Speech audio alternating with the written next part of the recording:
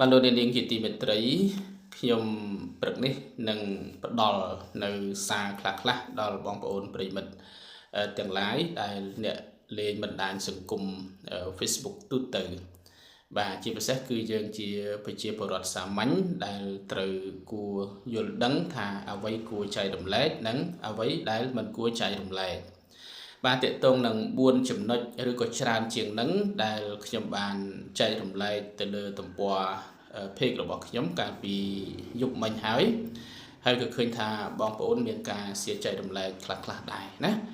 ដើម្បីឲ្យបងប្អូនយល់ដឹងអំពីសន្តិសុខជាតិរបស់យើងតកតងនឹងចម្បាំងរាំងជលតាមបន្ទាត់ព្រំដែនរវាងកម្ពុជានិងសៀមបាទយើងជាប្រជារាស្ត្រសាមញ្ញយើងមានតួនាទីមួយគឺផ្ដល់កម្លាំងចិត្តដល់វីរៈជនរបស់យើងផ្ដល់កម្លាំងចិត្តដល់ជនភៀសខ្លួនរបស់យើងដែលគាត់កំពុងតែមានការលំបាកយ៉ាងខ្លាំងក្លាមែនទែនហើយនឹងចែករំលែកនៅការចូលរួមណាមួយបាទតាមលទ្ធភាពដែលយើងអាចធ្វើបានដូច្នេះយើងអត់មានតួនាទីណាមួយទៅផ្សព្វផ្សាយរឿងសព្វាវុធរបស់កងទ័ពខ្មែរក៏ដោយសព្វាវុធរបស់កងទ័ពសៀមក៏ដោយយើងមិនមានតួនាទីឬក៏ភារកិច្ចកតបកិច្ចទៅផ្សព្វផ្សាយឬក៏ទៅបង្ហោះបង្ហាញនៅព័ត៌មានទាំងនោះទេពីព្រោះយើងនៅសមរភូមិក្រោយយើងអត់ដឹងព័ត៌មានច្បាស់ការទាក់ទងនឹងតាមបន្ទាត់ព្រំដែននោះទេបាទយើងអត់ដឹងច្បាស់ទេដូច្នេះកាលណាតែយើងយកវីដេអូទាំង live ទោះបីជាពិតក្តីមិនពិតក្តីយកមកបង្ហោះបង្ហាញវាធ្វើឲ្យច្របូកច្របល់នៅក្នុងយុទ្ធសាស្ត្រនៃការតយុទ្ធគ្នានៅក្នុងយុទ្ធសាស្ត្រសង្គ្រាមនឹងបាទដូច្នេះបងប្អូនប្រជាពលរដ្ឋទូទៅបាទជាពិសេសអ្នកលេងបណ្ដាញសង្គម Facebook សាមញ្ញធម្មតាឬក៏អ្នកដែលគាត់រកប្រាក់តាមបណ្ដាញសង្គមហ្នឹងក៏គួរតែប្រុងប្រយ័ត្នមែនទែនណាបងប្អូនណាបាទកំហុសគឺអចេតនាមែនទែនដែលយើងយកវីដេអូមកកាត់តហើយបង្ហោះនៅក្នុងទំព័រ Facebook ទំព័រ page របស់ខ្លួនហ្នឹងបាទហើយអធិប្បាយបន្ថែមទៅលើសកម្មភាពណាមួយដែលយើងទទួលបានមិនផ្លូវការឬក៏ផ្លូវការក៏ដោយក៏យើងមិនមានជំនាញអ្វីនឹងត្រូវបកស្រាយទៅលើវីដេអូណាមួយនោះទេបាទយើងអត់មានជំនាញអីទាំងអស់ទាំងហ្មងយើងគ្រាន់តែជាអ្នក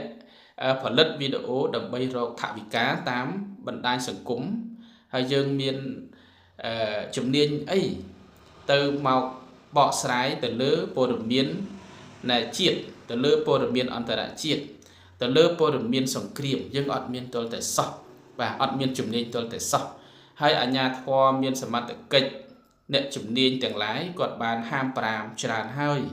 ថាកុំឲ្យពួកយើងយកវីដេអូផ្សេងយកមកបង្ហោះបង្ហាញប្រទេសផ្ដាស់បាទនាំឲ្យមានការច្របូកច្របល់ទោះបីពិតក្តីមិនពិតក្តីអ្នកដែលមានតួនាទីឆ្លើយតបគឺមានក្រសួងពាក់ព័ន្ធច្រើនណាស់របស់រាជរដ្ឋាភិបាលបាទរាប់តាំងពីក្រសួងការពិជាតិក្រសួងការបរទេសកងយោធពលខេមរៈភូមិន្ទនិងក្រសួងព័ត៌មានបាទដែលជាសេនាធិការរបស់រាជរដ្ឋាភិបាលដូច្នេះយើងរាជសាមញ្ញយើងមានតួនាទីមួយយ៉ាងគឺផ្ដល់កម្លាំងចិត្តផ្ដល់ជាជំនួយ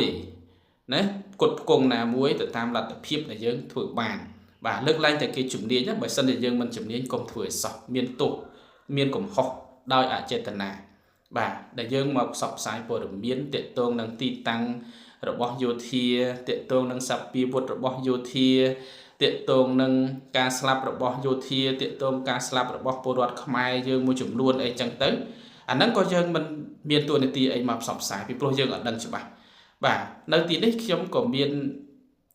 មិត្តភ័ក្តិបងប្អូនជាកងទ័ពដែរប៉ុន្តែខ្ញុំអត់ហ៊ានយកមតិរបស់គាត់មកវែកញ៉ៃទេបាទទោះពិតក្តីមិនពិតក្តីអាហ្នឹងគឺជាក្រមសីលធម៌មួយដែលយើងអ្នកលេងបណ្ដាញសង្គមត្រូវយល់ដឹងត្រូវស្វែងយល់ឲ្យមែនទែនណាបាទកុំឲ្យមានកំហុសដោយអចេតនាបាទសូមអរគុណ